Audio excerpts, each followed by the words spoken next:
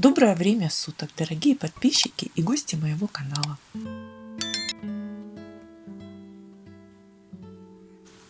Сколько ни пыталась найти в супермаркетах звездочки бадьяна, мне не удалось. Искала их, чтобы сделать чай, да и просто рассмотреть, что же это за удивительное растение. Мне нравятся и поделки с использованием этих плодов, особенно в новогодних и рождественских украшениях. И я решила сделать их сама. Нашла фото в интернете. И тут вспомнила о сливовых косточках. Прочитала о размере, совпадает. Разложила косточки выпуклой стороной в одну сторону и с помощью горячего клея сделала звездочки.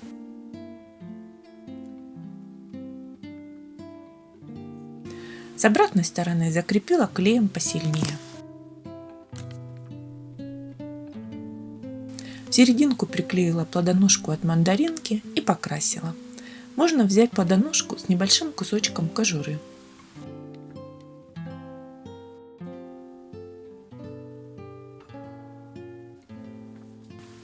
Красила обычным строительным колером, причем на баночке написано, что он бордового цвета, хотя по факту коричневый. С первого взгляда не отличить от настоящего бадьяна. Конечно, чай и глинтвейн я не сделаю с этими звездочками, но вот новогодний венок легко. На очереди ролик о коробочках лотоса. Как всегда, от всей души желаю вам крепкого здоровья и мирного неба над головой. Большое спасибо за просмотр.